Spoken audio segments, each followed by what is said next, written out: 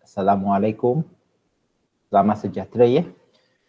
Hari ini kita akan masuk ke bab 6, pembiakan seks, okey, dalam tumbuhan berbunga. Cikgu, mana bab 2 dan 3? Lepas bab ini, cikgu akan balik ke bab 2 dan bab 3 lah. Okey, jadi untuk pembiakan seks dalam tumbuhan dan berbunga, kenapa cikgu mulakan bab ini sejurus tepat bab yang kelima. Okey, bab yang kelima berkenaan dengan panggil bahasa gerak balas dalam tumbuhan. Di situ kamu telah belajar ada benda panggil percambahan benih. Percambahan benih. Ya. Jadi untuk pembiakan seks dalam tumbuhan berbunga, sebab tumbuhan ada banyak jenis. Fokus untuk kita tingkatan 5 ialah tumbuhan berbunga ya. Dalam nama saintifik untuk kelas dia, bukan kelas, filem ya. Kita panggil filem nanti juga sebut biodiversity. Kita panggil dia angiospermatophyta ataupun angiosperm. Okey, angiosperm. Sebab kita nak fokus kepada tumbuhan yang ada bunga je.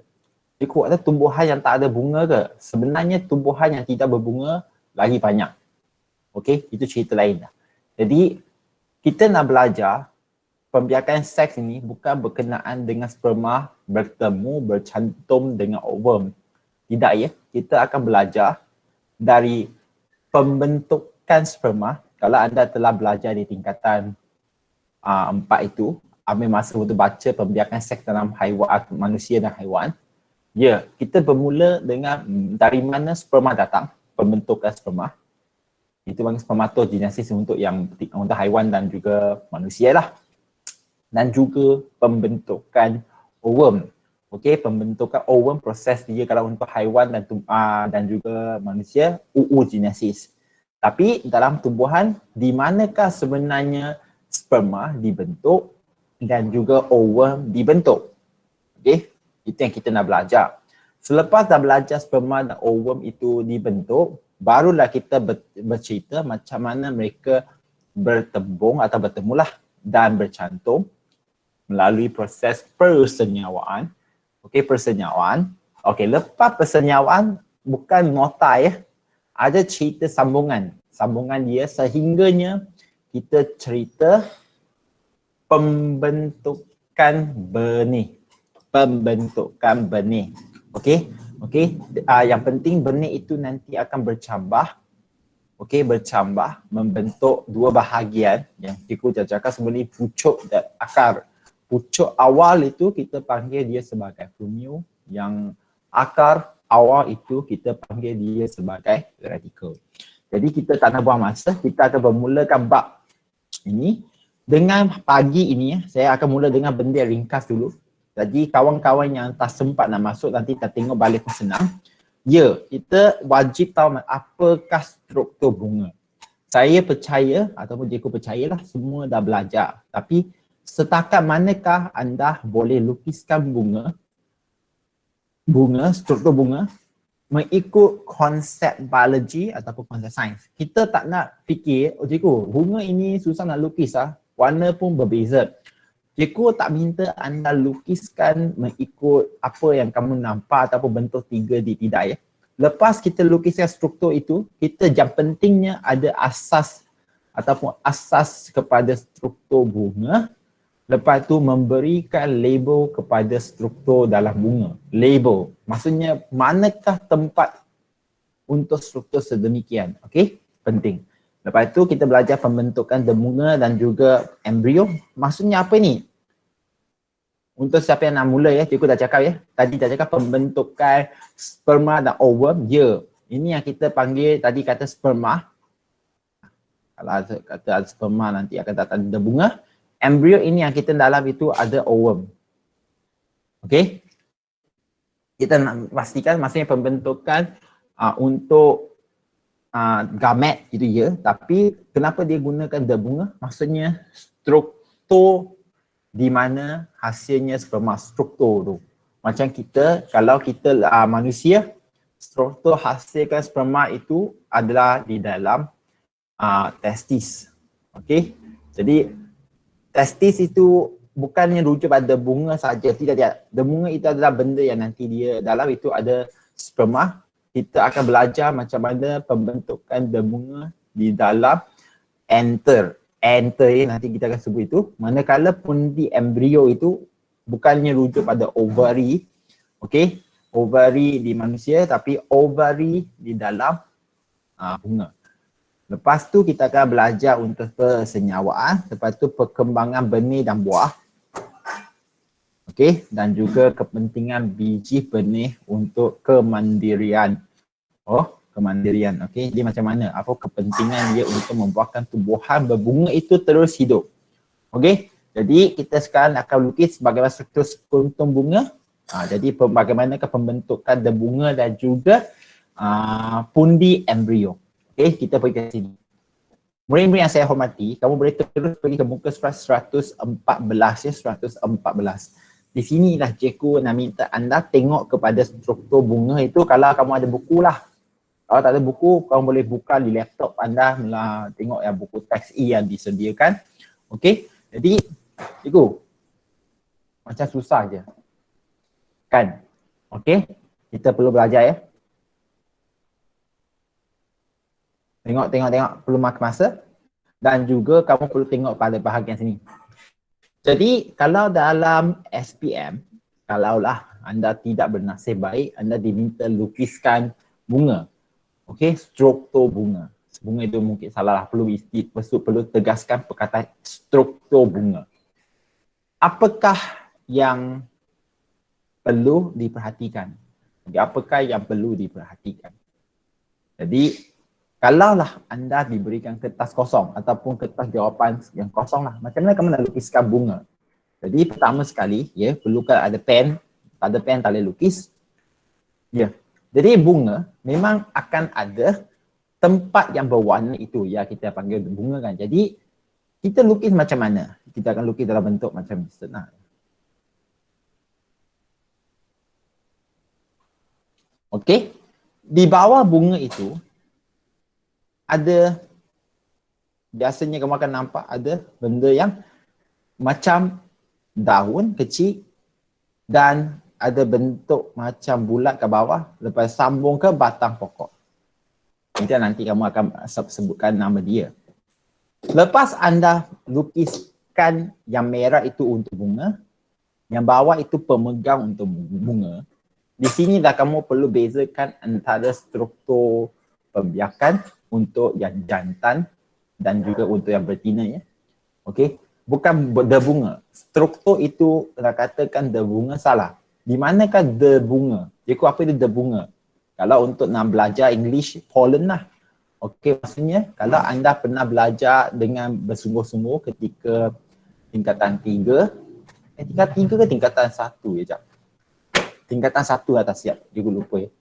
Jadi kadang-kadang kalau ketika musim bunga, okey, musim bunga, kita akan bersin walaupun kita berjalan ke mana-mana sebab di udara penuh dengan bunga. Penuh dengan bunga. Bunga adalah halus dan tak dapat ditengok. Jadi bunga itu datang dari mana? Okey, bunga itu nak pergi mana? Jadi struktur itu tengok ke depan mata, cikgu nak lukis sekarang ni. Pertama kita lukiskan bahagian untuk yang betina.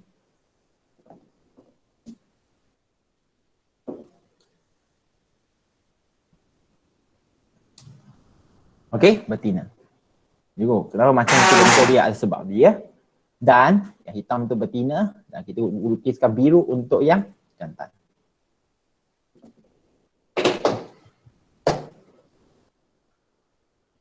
Yang biru ini, struktur ini, cikgu, bukan ke dia patut lebih tinggi daripada hitam? Itu pun pernah keluar soalan dalam KBAT. Sabar ya, cikgu sampai masa nanti cikgu akan cerita. Jadi, secara yang hitam itu adalah struktur untuk yang betina, yang biru itu struktur yang jantan. Jadi, apakah nama yang biru ini? Di sinilah cikgu nak ceritakan. Ya. Yang atas ini kita panggil anther.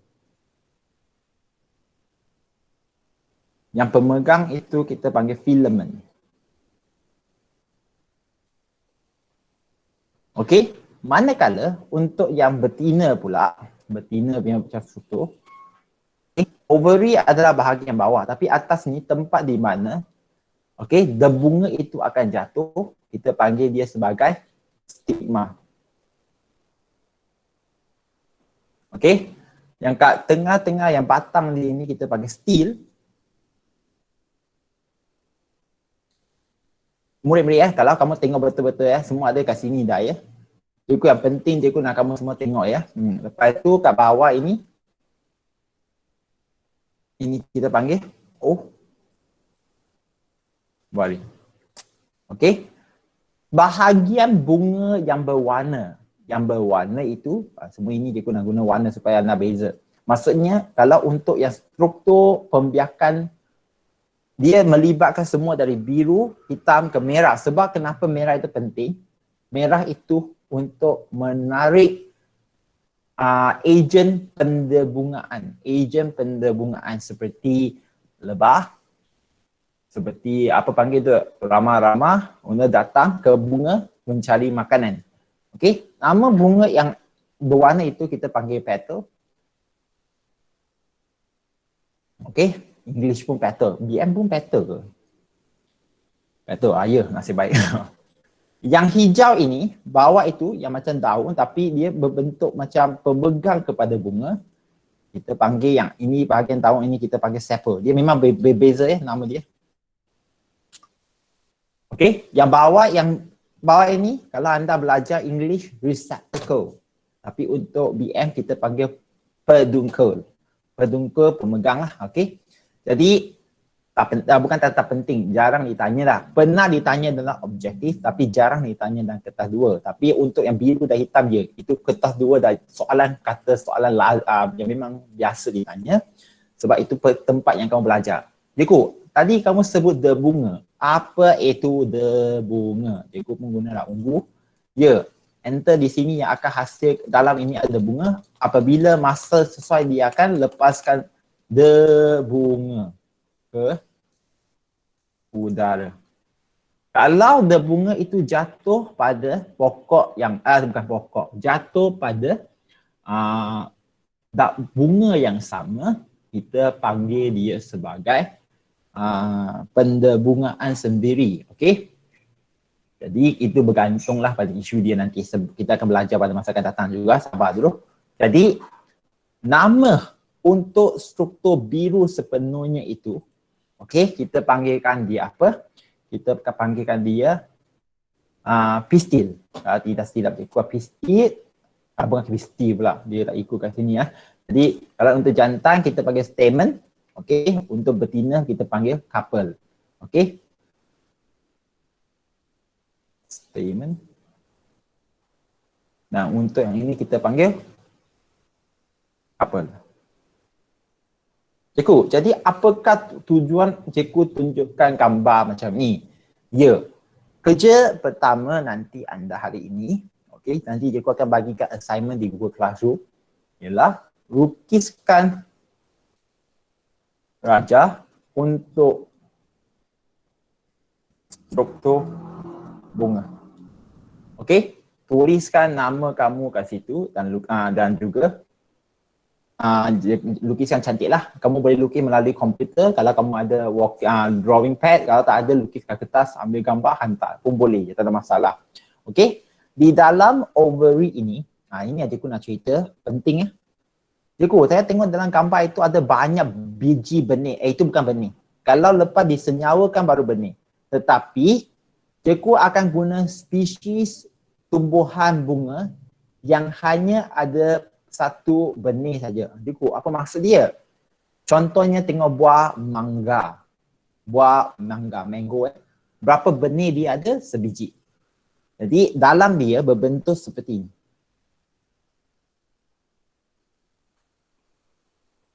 Nanti cikgu akan perjelaskan Okey. Yang dalam ini struktur ini kita lah panggil pundi embrio. Okey, ataupun secara am kita panggil dia sebagai ovule.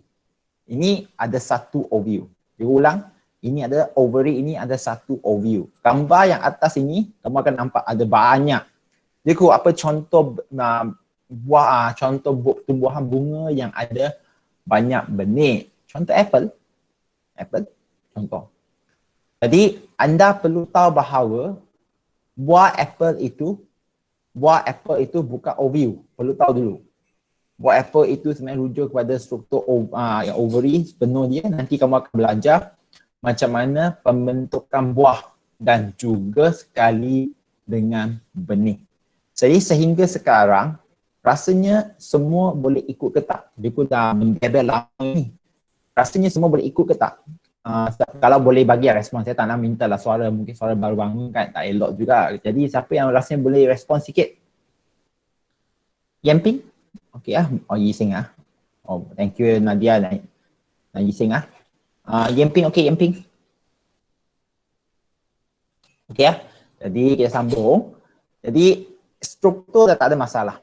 Dia pun nak perkenalkan istilah satu panggil hermaphrodite. Dia hermaphrodite lah. English DITE. Jadi apa maksud hermaphrodite? Okey, dalam bahasa kasar yang biasa kita nak rujuk pada pondan ya. Pondan yang ada kedua-dua organ pembiakan jantan dan betina, hermaphrodite. Tapi janganlah guna pondan, tak elok kan. Jadi untuk kes macam bunga, nak panggil bunga itu pondan, tidaklah. Jadi untuk kes tumbuhan seperti bunga lili mempunyai bunga bisex, iaitu organ pembiakan jantan betina, kita panggil dia sebagai hermaphrodite. Organisme hermaphrodite, BM. Kalau English, hermaphrodite.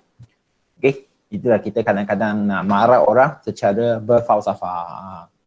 Jadi, tengok dalam gambar ni, dia sekali lagi memberikan anda satu gambar Raja zoom in untuk bahagian stamen dan bahagian couple. Okay, jadi anda perlu tahu, anda telah diberikan perbandingan untuk persamaan dan perbezaan antara stamen dan couple. Muka surat 115. Siapa ada soalan sehingga sekarang? Kalau ada. Okay, cikgu tak minta anda pergi cari hibiscus sebab hibiscus ni kalau nak cari, saya rasa sekarang musim tak ada hibiscus ni. Jadi tak apa. Yang penting lukiskan gambar raja untuk bunga yang cikgu telah ajar tadi secara amnya. Okay. Dalam ovary itu lukis satu ovary pun cukup dah. Saya tak nak yang banyak ovary sebab kita nanti akan belajar persenyawaan dalam bunga itu hanya melibatkan satu ovary je. Okey, supaya tidak memberikan maksudnya merumitkan pemahaman yang patut ada. Okey, kita sambung ya. Jadi kita dah belajar bahawa ada dua organ pembiakan jantan dan betina ya. Jadi harap semua boleh berikan cikgu fokus ya, ini penting. Jadi macam mana dia bentuk the bunga? Okey, dan macam mana kita bentukkan pundi embrio? Kita bermula dengan the bunga dulu. Pembentukan the bunga berlaku di dalam enter. Murid-murid tengok dalam gambar raja ini. Ya. Nanti kalau cikgu akan bagi nota bertulis juga, jangan risau ini. Untuk enter, kamu akan nampak apabila dia dipotong, okey? Dipotong secara merentas, kita buat keratan lentas. Kita akan nampak ada 4 bulatan yang terbuka ni. Di sinilah ada kita panggil the bunga di dalam dia. Okey? 4 struktur di mana the bunga itu disimpan ataupun dibentuk. Kita panggil dia sebagai pundi the bunga.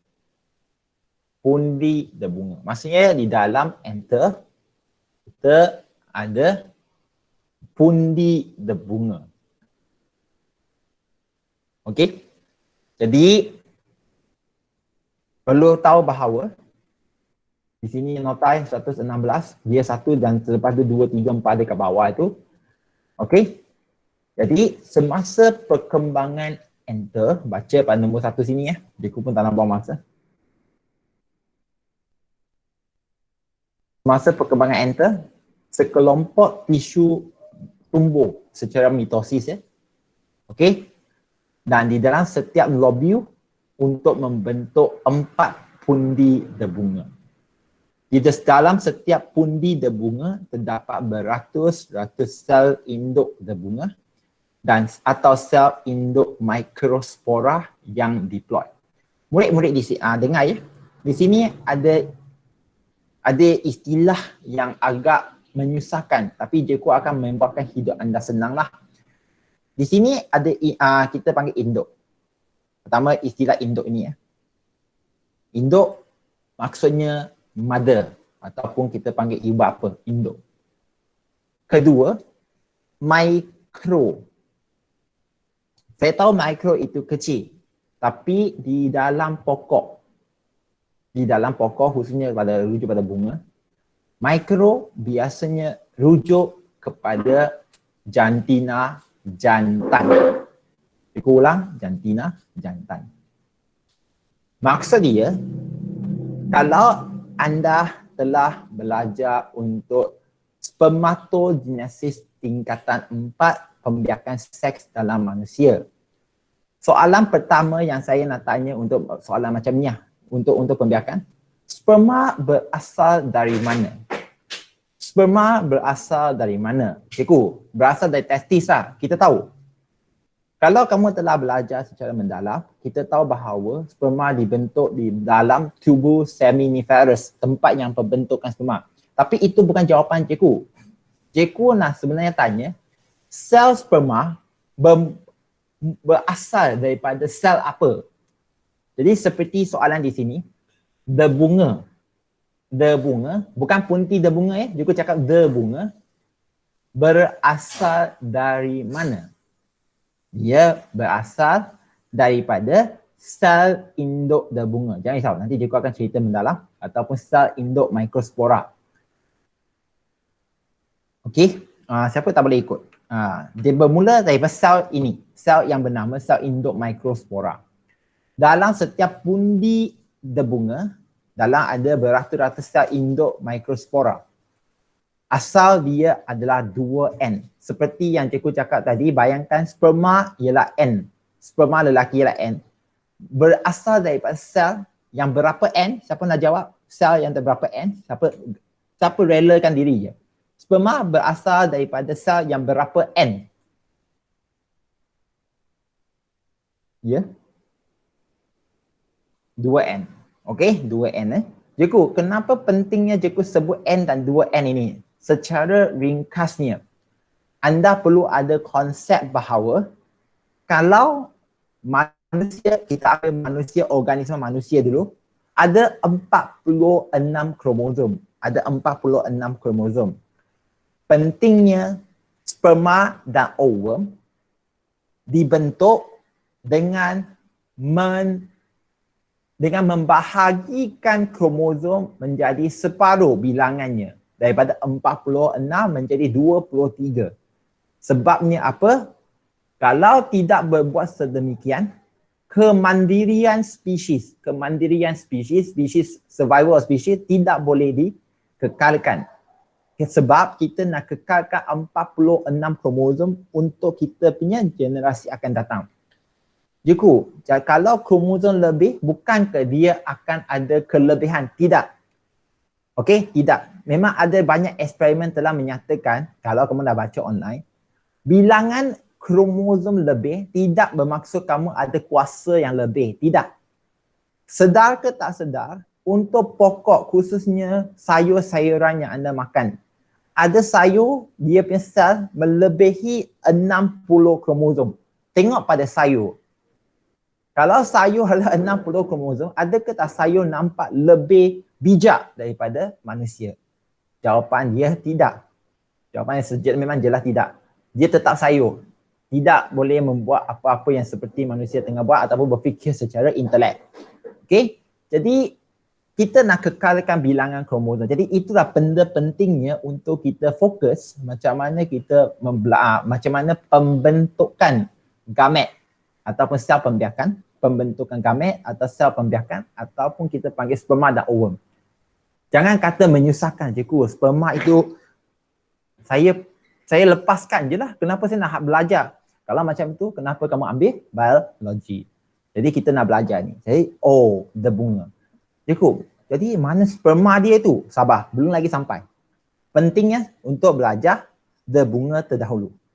Jadi permukaan the bunga yang kasar dapat membantu melekat pada stigma. Sabar, nanti cikgu akan lukis. Kita pergi nombor 2 dulu. Jadi sel induk mikrospora akan membahagi secara meiosis menghasilkan 4 sel mikrospora yang haploid. Okey. Mikrospora dia tak ada induk dah, nampak? Induk dia tak ada. Apabila kita suruh mikrospora saja tanpa induk, dia adalah haploid. 4 sel mikrospora ini disebut sebagai tetrad. Setiap sel dalam tetrad akan berkembang membentuk debunga. Nota ini dah cukup jelas ya, cikgu. Saya perlu hafal ke benda ini? Ya. Di manakah sperma? Okey, ini menjadi isu. Di manakah sperma? Jadi, nukleus dalam debunga akan membahagi secara mitosis. Penting. Dan menghasilkan sel dengan 2 nukleus, iaitu nukleus penjana dan nukleus tube. Cikgu, apa ini? Apa ini? Sabar. Datang dah on the way. Dinding kantung debunga yang tebal dan kalis air akan pecah apabila debunga matang. Debunga akan dibebaskan. Jadi, untuk membuatkan hidup anda senang, sebelum cikgu pergi lukisan cikgu sendiri, tengok pada gambar raja sini. Maksudnya setiap debunga di dalam dia akan ada bukan 2 sel lah, kita akan gunakan istilah nukleus. 2 nukleus atas dan bawah lah. Kalau kamu tengok satu atas dan satu bawah. Satu panggil nukleus tube, satu panggil nukleus penjana. Nukleus tube dan nukleus penjana. Jadi apa penting dia? Cikgu lompat sekejap, lompat. Lai. Murid-murid yang saya hormati, tengok pada muka surat sekarang 121. 121. Di sini dah cikgu nak sambung. Okey? Jadi dalam debunga ada 2 nukleus, cikgu. Still mana kita punya sperma? Saya tak dapat tangkap lagi istilah sperma itu. Okey? Jadi sila baca pada muka surat 121 ini. Okey? Cikgu nak kamu baca 1, 2, 3 dan 4. 1, 2, 3 dan 4. Tak nampak masih? Okey, nombor 1 itu ketika pendebungaan iaitu perpindahan debunga ke atas stigma. Perpindahan debunga ke atas stigma biasanya rujuk kepada faktor ejen pendebungaan angin. Maksudnya angin tiupkan debunga ke atas stigma. Okey? Jadi debunga dibebaskan kan? Dari dalam debunga di dalam pundi debunga akan dibebaskan dan dipindahkan ke stigma. Yang ini dipindahkan ke stigma. Okey? Oleh ejen pendebungaan yang berbeza. Tapi konsep yang kita lazimnya guna angin. Kalau kamu nak kata serangga pun boleh. Tapi konsep kita ikut asas dulu. Okey? Dia akan mengalami percambahan dan membentuk tiup debunga. Tiup debunga akan memanjang dan tumbuh ke arah ovule melalui stil. Okey? Di sinilah kamu akan tengok dalam gambar raja itu, ya, gamet jantan telah muncul.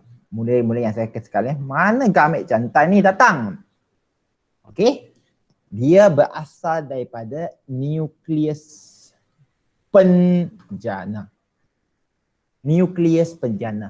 Okey, boleh cikgu tanya sekali lagi antara kawan-kawan kamu, okey? Di dalam debunga tadi ada berapa nukleus? Ada berapa nukleus? Siapa je? 2. Okey? Itu bagus.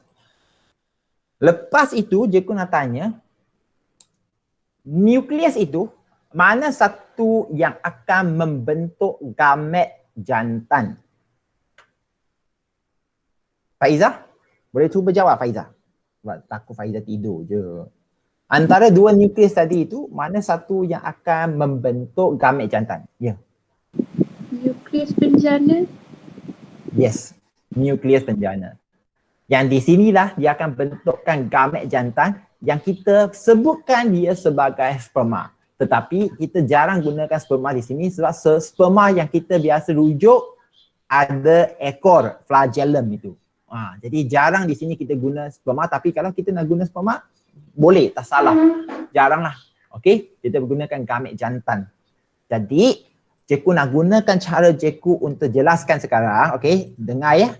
Jadi pentingnya untuk anda faham. Jadi apa yang kamu nak faham sekarang ialah, okey, murid-murid warna yang sama. Ini adalah stigma. Kita nak besarkan bahagian yang kita nak belajar ni. Lepas tu, warna apa yang tadi cikgu guna? Okey, biru untuk yang jantan. Andai kata kita gunakan yang ini. Cikgu tak nak labelkan struktur Cikgu hanya nak fokuskan kepada apa yang cikgu nak sebutkan tadi.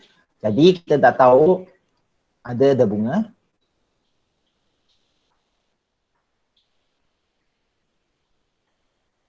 Oh shit. Sorry.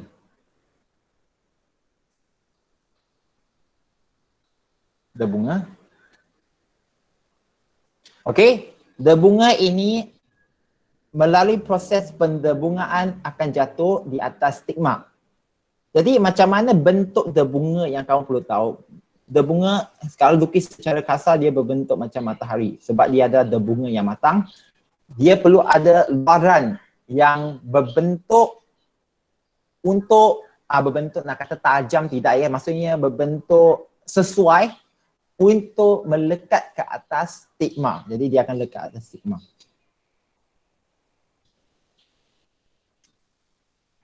Jadi isu dia adalah kalau kita besarkan gambar ini, kita besarkan gambar bunga ini. Okey, kita besarkan dia dulu supaya anda faham. Tak nak nanti ada orang cakap cikgu. Jadi dalam experience saya pelukis benda macam ni, ya. Apa yang segala cikgu lukis ini, kamu mungkin nampak dia macam tak cantik, tapi adalah gambar yang berfungsi, saya yakin. Okey, saya yakin sangat. Sebab ini yang kita yang belajar. Jadi dalam bunga itu ada dua nukleus.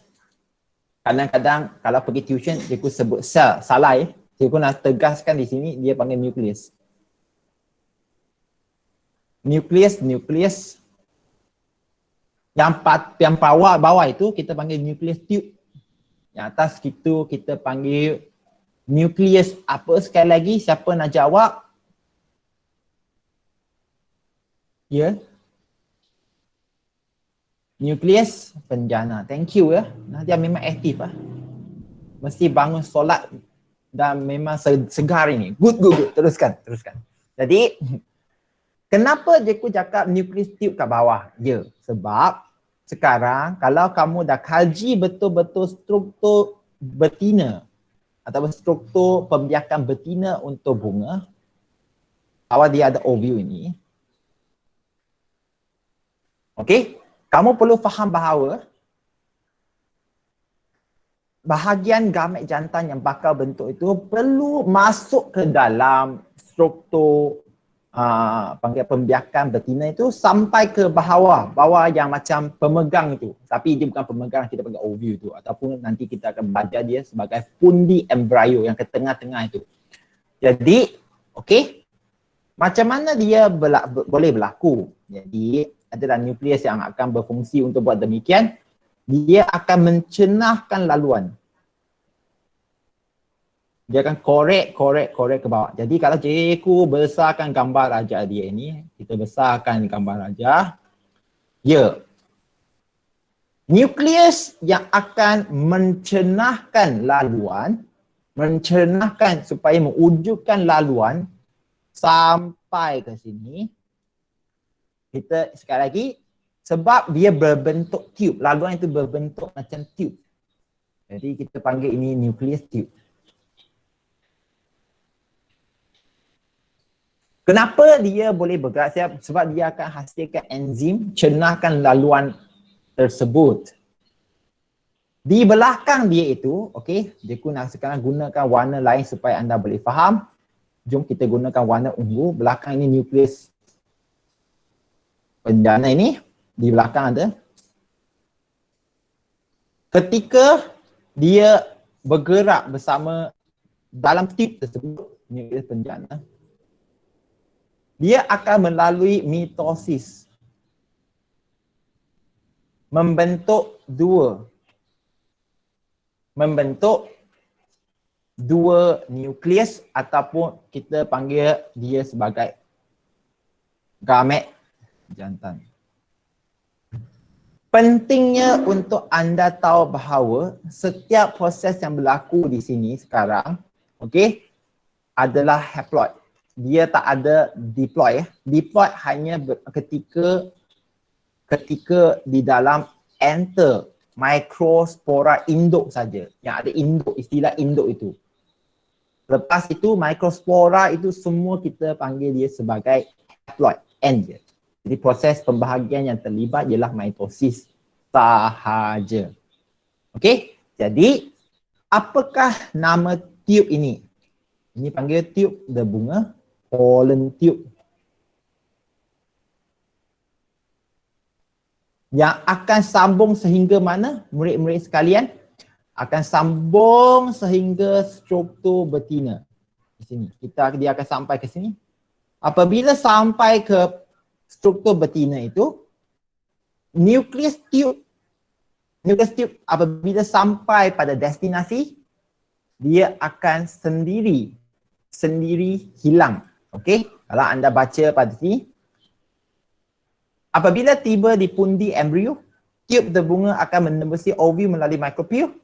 Nukleus tube akan merosot. Istilah dia merosot. Hilang secara sendiri. Dia memang akan, masa sampai sana, dia akan hilang. Merosot dan hilang. Okey? Dan kedua-dua gamet jantannya akan masuk ke dalam pundi embrio. Okey? Di sini perlu tahu. Tempat ataupun pintu masuk ke pundi embrio itu, okey? Sini pintu masuk dia itu, rasanya ada orang akan salah fikir dah. Tapi untuk struktur ini, nama dia kita panggil micropyle. Nanti kita akan sebut dia bahagian yang betina itu micropyle. Okey? Jadi nanti kita akan ceritakan untuk struktur yang betina. Jadi sehingga sekarang, rasanya ada ke tak siapa-siapa yang tak faham? Ya. Cikgu boleh tanya tak, Siti Nadia boleh faham? Boleh tak bagi respon? Tulis je, tak kat sana pun okey je. Boleh tak Siti Nadia? Faham ya? Dan juga Aileen dan juga Irfan?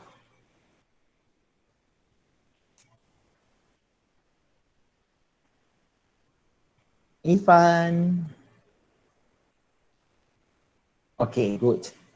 Jadi kita akan sambung sekarang untuk struktur yang betina ya. Betina dan lepas tu dia akan henti kejap, sabar. Jadi ini dia. Pergi ke muka surat yang ke 119. 119.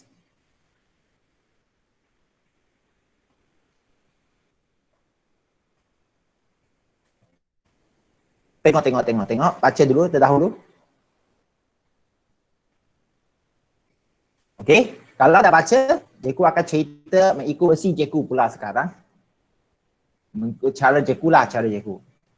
Jadi, anda perlu tahu bahawa yang bahagian jantan ni kalau Jeku besarkan dia berstruktur, Jeku nak lukis pada sini ya, ini untuk yang jantan pula, betina. Okey. Turun dah, lepas tu bawah dia ovari.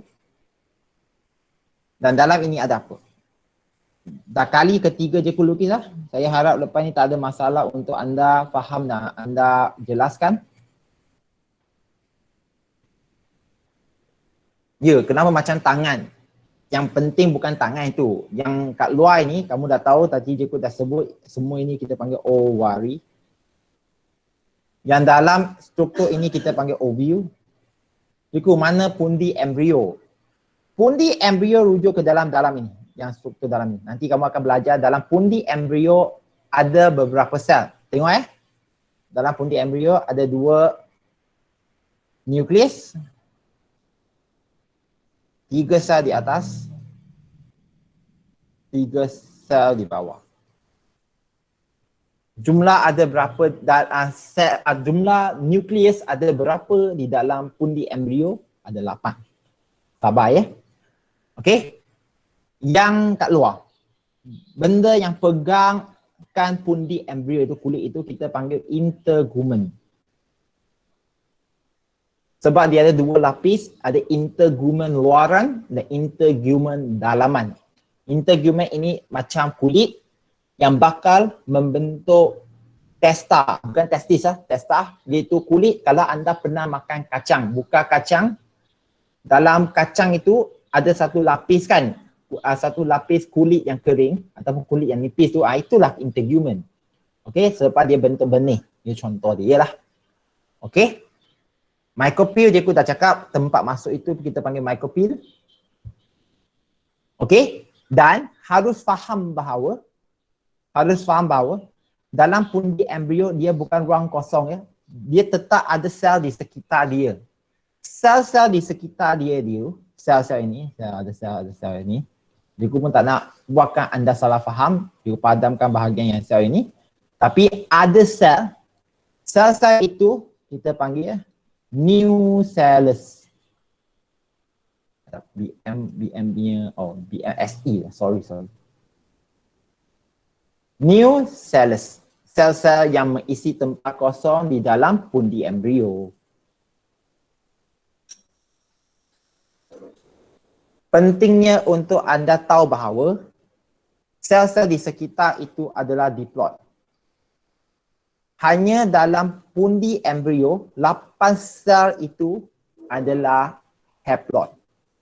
Berasal dari mana haploid tersebut, sel haploid tersebut? Ini yang kita nak belajar. Itu yang kita nak belajar sekarang juga. Bagi cikgu 5 minit, cikgu akan guna cara cikgu untuk jelaskan. Ya. Jadi untuk Kok Siang yang baru sampai, ingat ya, lukiskan struktur bunga ya. Struktur bunga. Kok Siang? Okey ke tak Kok Siang? Baru bangun?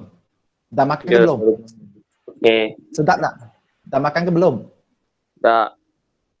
Tak, sedihnya. Tapi nampaknya semalam kita ada satu perbincangan yang agak panas kan? Ya. Sampai saya Jadi- tidak dapat tidur. Oleh itu hari ini saya bangun lambat. Kamu tak boleh tidur, kamu tak boleh tidur sebab cikgu ke ataupun sebab ada orang panggil kamu lepas tu. Bincang dengan kamu pasal masa depan. Oh no. Oh no. Jadi Okey. melukis struktur bunga. Ya, nanti kamu tanya kawan, tengok balik kamu punya panggil apa? Nanti YouTube. Nanti juga akan bagi ya. Jadi fokus kita sekarang hanya fokus pada ovule. Mula-mulanya dalam itu dia adalah satu sel je. Okey, cikgu nak ajar kamu sekarang sel yang 2N asal dia dalam pundi embrio tu. Jadi agaknya apakah nama sel asal dia yang maksudnya diploid. Sel kepada 8 sel asalnya, sel asal yang akan bentuk 8 sel pembiakan itu nanti. Siapa nak cuba jawab?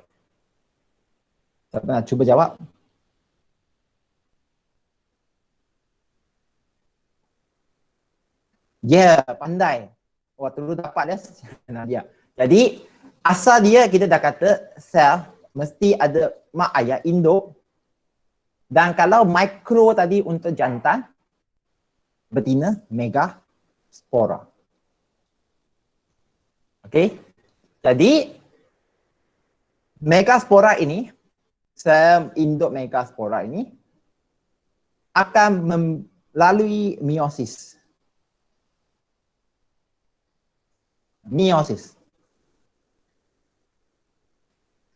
Dia ulang, dia akan melalui meiosis bentuk 4 sel diploid. Bukan diploid, haploid. Okey, dan antara 4 ini 3 akan merosot, tinggal 1 je. 1 ini akan membahagi secara mitosis untuk berapa kali? Rasanya untuk menjadi 8. Siapa nak jawab? Dah 2 kali mitosis dah. Berapa kali mitosis? Siapa nak jawab? Ada orang jawab ke tak? Ataupun saya seorang? 3. 3 kali mitosis. Ya, dia akan bentuk 8. Aku perlu anda faham 8 supaya anda ingat. Jadi mitosis secara 3 kali.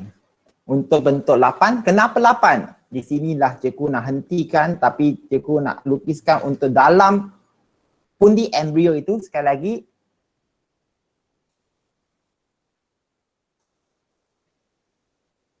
Tadi asal dia 1, sekarang dia akan jadi 8 sel, di mana 2 dia bukan sel yang lengkap, dia tinggal nukleus saja yang kat tengah-tengah ini. Okey, kita nanti akan panggil nukleus kutub dia. Pola nuklei, nukleus kutub, dan 3 sel di atas.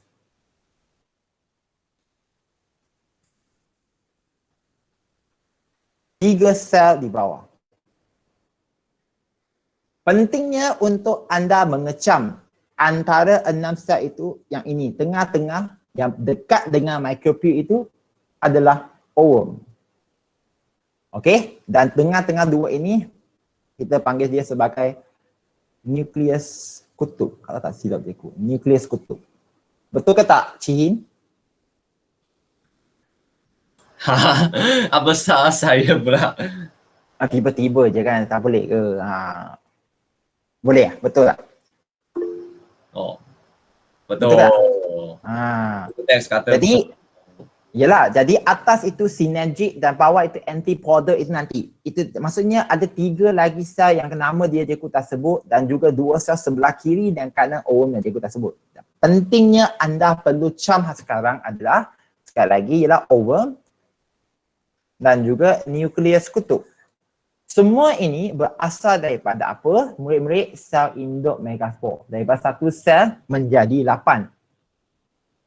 Kenapa anda perlu cam ini? Sebab di sinilah anda tahu kan, ada gamet jantan. Berapa gamet jantan? 2. Okey, cikgu gunakan warna ungu tadi itu. Maksudnya gamet jantan itu ada 2. 1 akan pergi ke nukleus kutub, 1 akan pergi ke ovum. Cikgu, apa itu gamet jantan? Sekali lagi, kalau kamu tak boleh terima gamet jantan, kita boleh panggil dia sebagai sperma. Boleh je, terima je. Okey? Di sinilah kita nanti akan sambung selepas ini berkenaan untuk mendalami kepada persenyawaan berganda. Okey? Persenyawaan berganda, double fertilization. Maksudnya ada 2. Ganda ke ataupun berdua? Jajah. Persenyawaan berganda kedua. Kita tengok dia punya istilah yang paling betul tu. Sabar.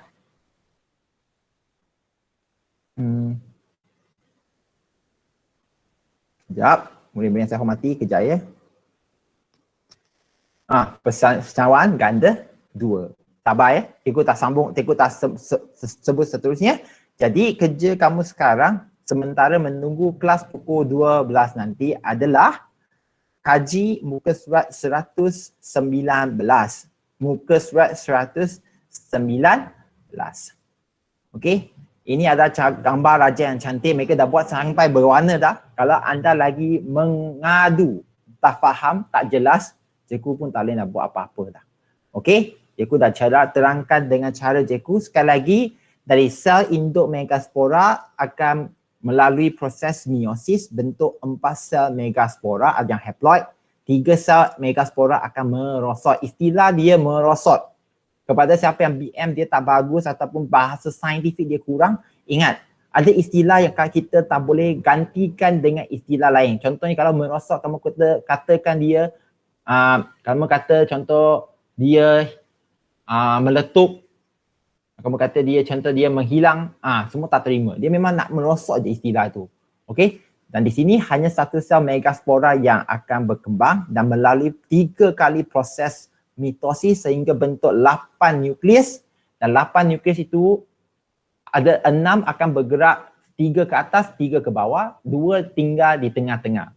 Yang pentingnya anda perlu mengecam tengah-tengah itu, nama nukleus itu panggil nukleus kutub. Okey, dan 3 yang kat bawah dekat dengan micropyle itu, ada salah satu itu adalah sel telur ataupun kita panggil ovum.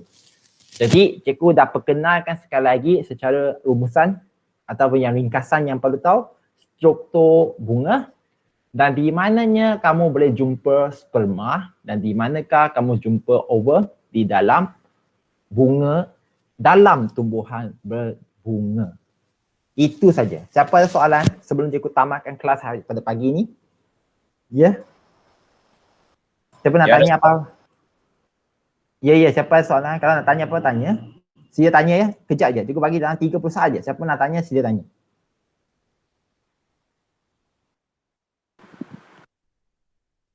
Sila tanya dalam 30 saat, lagi 20 saat sebelum cikgu tamatkan kelas pada pagi ni.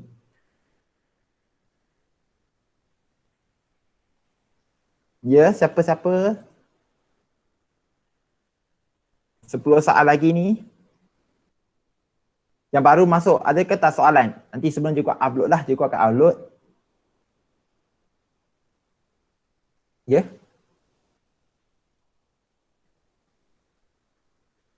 Okey, 5 lagi saat. Kalau tak ada, cikgu nak tamatkan kelas hari ni. Okey, jadi kalau tak ada masalah, itu saja kelas kita pada pagi ini. Terima kasih sebab bersabar dengar sampai habis. Pukul 12 nanti kita akan sambung fokus khususnya kepada persenyawaan ganda 2. Dan kalau sempat kita akan sampai ke pembentukan benih. Di situlah kamu akan belajar sedikit berkenaan dengan percambahan benih. Okey, itu saja untuk pagi ini. Terima kasih ya semua. 感谢老师。 Okey, Terima bye. kasih. Terima kasih cikgu. Sama. Terima kasih, cikgu. Sama.